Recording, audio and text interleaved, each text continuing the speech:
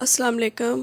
آج کی کہانی کا آغاز کرتی ہوں کہ 9 بجتے ہی اماں دروازہ بند کر لیتی ہیں اور کہتی سوئی میں دھاگا ڈالنے لگی ہوں، مگر اس رات ہوش اڑ گئے جب حارث نے کہا کہ آج تو سوئی میں تم دھاگا ڈالو گی اور پھر اماں کی جگہ۔ سٹوری: میرے ابو لکڑی کا کام کرتے تھے، جنگلات سے لکڑی کاٹنے اور ٹرک میں لادنے کے علاوہ آگے بھی جہاں لکڑی پہنچانی ہوتی وہاں اگر کاٹنے وغیرہ کا کوئی کام مل جاتا تو وہ بھی کرتے۔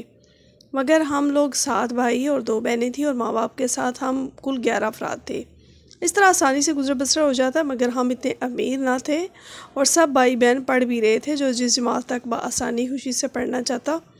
ان سب میں کوئی قید نہ تھی۔ میرے بھائی تو بہت شوق سے پڑھے تھے، مگر ہم بہنیں دونوں ہی وقت گزارے کے لیے اسکول جاتے اور 5 جماعتوں کے بعد پڑھائی کو خیر آباد کہا اور گھر کے کاموں میں دل لگا لیا۔ اور 2 سال بعد جب میں 14 سال کی تھی تو ہمارے اپنے ہی محلے کا قمر جاوید میرے دل کو بھا گیا۔ نوعمری کی یہ محبت مجھے پاگل پن کی حد تک لے جا رہی تھی۔ پھر قمر جاوید بھی مجھے چوری چوری دیکھتا تھا اور اس کی یہ چوری کئی بار پکڑی جا چکی تھی۔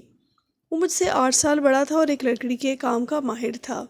ایک دن وہ اپنی اماں کے ساتھ ہمارے گھر آیا اور میرے رشتے کی بات کی۔ میں تو اس رشتے کو پا کر خود کو 7ویں آسمان پر سمجھ رہی تھی۔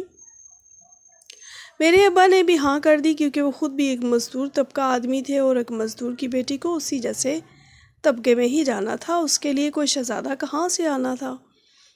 ابا کے لیے تو وہی شہزادہ ہی تھا، کیونکہ وہ کاریگر بھی تھا اور ٹھیکیدار بھی۔ ان کے پاس اپنا گھر تھا، اس لیے ابا نے 1-2 دن لے کر سوچا، اماں سے مشورہ کیا اور پھر ہاں کر دی۔ میں بہت خوش تھی۔ میری پہلی محبت ہی میرے نصیب میں آ گئی تھی۔ کچھ ماہ بعد ہی ہلکی پھلکی تیاری کر کے شادی کر دی گئی۔ میں اپنے گھر سے پچھلی 2 گلی چھوڑ کر قمر جاوید کے گھر رخصت ہو کر چلی گئی۔ میری عمر صرف 15 سال تھی، لیکن بچپن سے کام کرنے کی عادت تھی، اس لیے کچھ بھی زیادہ الگ نہ لگا۔ قمر کی امی یعنی میری ساس کی ڈانٹ، گھر کے کام اور اس کے بدلے قمر جاوید کا پیار سے دیکھنا مجھے میری زندگی بہت حسین لگتی تھی۔ میرا ایک دیور بھی تھا، وہ سارا دن گلیوں میں پھرتا تھا اور اپنے لفنگے دوستوں کے ساتھ سگریٹ پیتا رہتا۔ قمر جاوید بہت کوشش کرتا تھا کہ شاید منیر جاوید سدھر جائے۔ اسے ایک اسکول میں بھی پڑھنے کے لیے بھیجا تھا، لیکن وہ وہاں سے بھی بھاگ آتا۔ منیر جاوید کے ہاتھ میں ہر وقت کئی قسم کی رنگ برنگی انگوٹھیاں رہتی تھی، کیونکہ وہ عام وغیرہ پر بہت یقین کرتا تھا۔ اسے لگتا تھا کہ اس سب کی وجہ وہ کبھی بھی مار نہیں کھائے گا۔ ہم نے اسے اس کے حال پر چھوڑ دیا تھا، وہ جہاں چاہتا گھومتا پھرتا، اس پر کوئی روک ٹوک نہیں تھی۔ اس طرح کچھ سال بیت گئے۔ اب میں 21 سال کی تھی اور میری گود میں 2 بچے تھے۔ ہمارا چھوٹا سا گھرانہ بہت خوش باش تھا۔ میرا شوہر ہم سب سے بہت پیار کرتا تھا اور آئے دن میرے اور بچوں کے لیے کچھ نہ کچھ لاتا رہتا تھا۔ امی بھی اب کچھ نہیں کہتی تھی۔ میرا دیور منیر جاوید بھی اب کام کرنے لگا تھا۔ اسے فرنیچر کا شو روم کھول لیا تھا اور اس کے ساتھ اسے کسی سے فرنیچر تیار کرنے کا کام سیکھنا شروع کیا تھا۔ میری ساس چاہتی تھی کہ وہ بھی بھائی کے ساتھ کام کرے، لیکن یہ اسے سب کرنا تھا، جس پر قمر جاوید نے امی کو سمجھایا کہ جو اس کا دل کرتا ہے کرنے دیں، یہ بھی ایک ہنر ہے اور حلال روزگار ہے۔ اچھا ہے کسی نہ کسی کام میں تو اس کا دل لگا، ورنہ ہمیں تو نہیں لگتا تھا کہ منیر جاوید کچھ کرے گا۔ قمر جاوید کی باتوں سے امی مطمئن تو شاید نہیں، لیکن خاموش ہو گئی تھی اور منیر جاوید کام کرنے لگا، ورنہ ہمیں تو نہیں لگتا تھا کہ منیر جاوید کچھ کرنے کا بھی سوچے گا۔ قمر جاوید کی باتوں سے امی مطمئن تو شاید نہیں، لیکن خاموش ہو گئی تھی اور منیر جاوید کام کرنے لگا۔ لیکن اکثر وہ رات کو امی کو بلا لیتا اور ان سے سوئی میں دھاگا ڈلواتا، جس پر امی کو بہت غصہ آتا تھا۔ ہر روز صبح اٹھتے ہی بڑبڑاتی تھی کہ اگر کام نہیں آتا تو کرتا کیوں ہے؟ سوئی میں دھاگا تو آسان ہے، جو کام کرتا ہے اس کی وجہ سے روز کی نیند برباد کر کے رکھ دیتا ہے۔ امی کے ڈیروں سلواتے بھی منیر جاوید کو روک نہ پاتی۔ وہ اگلے دن پھر سے امی کو اٹھاتا تھا۔ جس دن امی منع کر دیتی اس دن وہ کوئی کام بھی نہیں کرتا تھا۔ میں اکثر حیران ہوتی کہ آخر یہ کیا بات ہے، وہ ایسا کیوں کرتا ہے؟ جس دن امی سوئی میں دھاگا نہیں ڈالتی اس دن اپنے شو روم پر بھی نہیں جاتا تھا، لیکن میں اسے کوئی بھی سوال نہیں کر پائی تھی، کیونکہ اس کی آنکھیں بہت عجیب سی تھی۔ وہ ایسے گھورتا تھا جیسے وہ مجھے کھا ہی جائے گا، پتہ نہیں کیا تھا۔ میں اس جذبے کو بھی محسوس نہیں کر پائی تھی۔ اس کی دہشت سے میں نے اس سے ایک فاصلہ بنا رکھا تھا تاکہ کوئی بھی عجیب چیز نہ ہو۔ دن اسی طرح گزر رہے تھے۔ ایک دن ہم سب پر قیامت ٹوٹ پڑی۔ میرے شوہر قمر جاوید گھر سے روز کی طرح ہنستے مسکراتے ہوئے گئے تو تھے، لیکن واپس سلامت نہیں آئے تھے۔ آئے تو 4 کندھوں کے سہارے پر تھے۔ کام کے دوران وہ ایک عمارت کی اوپری منزل سے گر گئے تھے۔ نیچے سریا اور مشینریاں تھی، اس لیے وہ جانور نہیں ہو سکے وہ دن جیسے میرے لیے روز حشر تھا۔ میرا اتنا پیار کرنے والا شوہر اس دنیا میں ہم سب کو چھوڑ کر بہت دور جا چکا تھا اور اب وہ کبھی نہیں آنے والا تھا۔ میں 21 سال کی عمر میں 2 بچوں کے ساتھ بیوہ ہو چکی تھی۔ میں نے کبھی بھی سوچا نہیں تھا کہ وہ اتنی کم عمری میں مجھے چھوڑ کر چلا جائے گا۔ 10 دن گزر رہے تھے لیکن مجھے صبر نہیں آ رہا تھا۔ گھر منیر کے رحم و کرم پر آ پہنچا تھا اور اس سے مجھ سے ڈر لگ رہا تھا۔ جس سے میں قمر جاوید کی زندگی میں چھپتی پھرتی تھی، اب اسی کے رحم و کرم پر میں اس گھر میں بیٹھی تھی۔ میرے میکے میں بھی سب دیہڑی در مزدور ہی تھے۔ وہ کیسے ہم سب کا خرچہ اٹھاتے، اس لیے خاموشی سے اپنی عزت کا بھرم رکھنے کے لیے یہاں بیٹھنا پڑا۔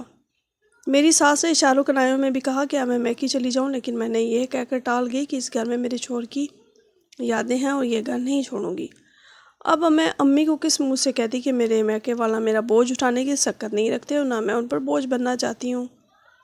یہی سوچ کر میں اس گھر میں زندگی بسر کرنے لگی۔ میرے بچے بھی اب خاموش سے رہتے تھے۔ سارے گھر کا نظام منیر جاوید سنبھال رہا تھا۔ پہلے جیسی بہاریں تو اب ممکن ہی نہیں تھی، لیکن وہ اپنی گنجائش کے حساب سے کوشش کر رہا تھا۔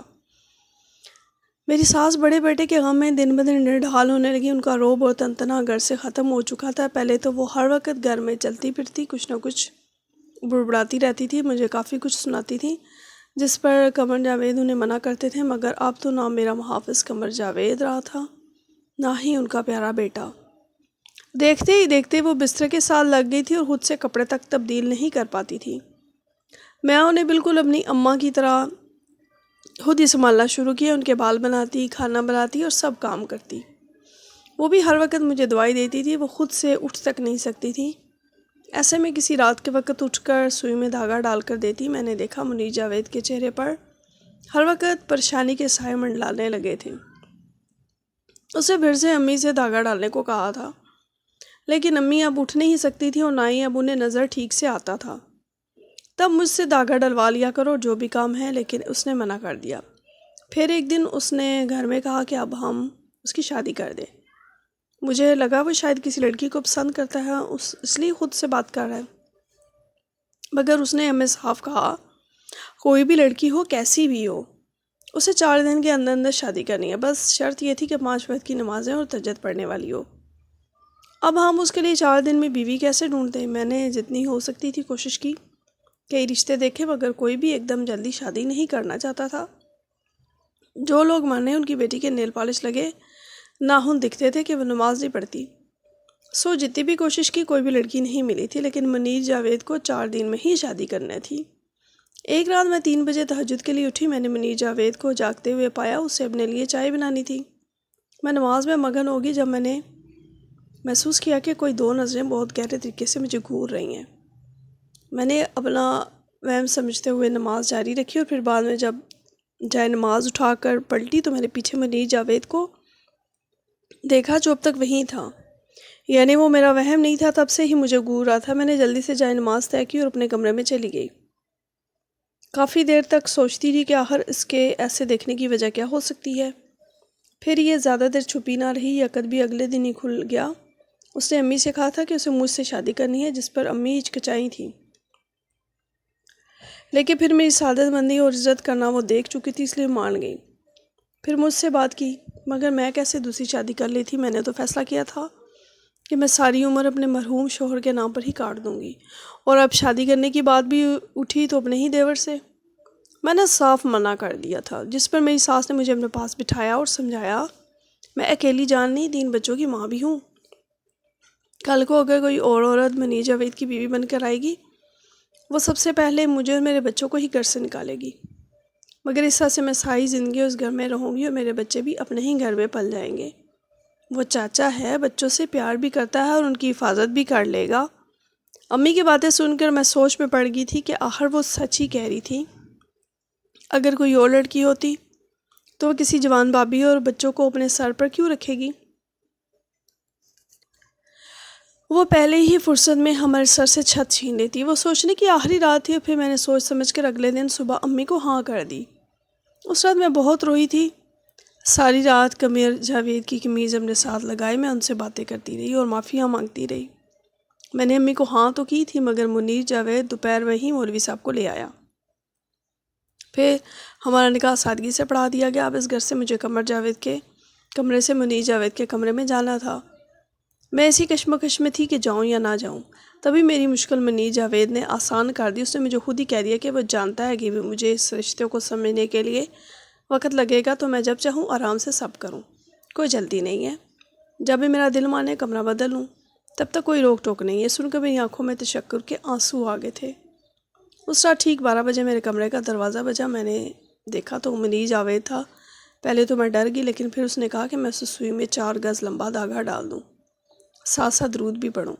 میں حیران ہوئی تھی، لیکن میں نے اس کا کام کر دیا اور پھر وہ بنا کچھ کہے وہاں سے چلا گیا۔ ایسا اب روز ہونے لگا۔ وہ ہر رات کو دھاگا ڈلوانے آتا اور پھر چلا جاتا۔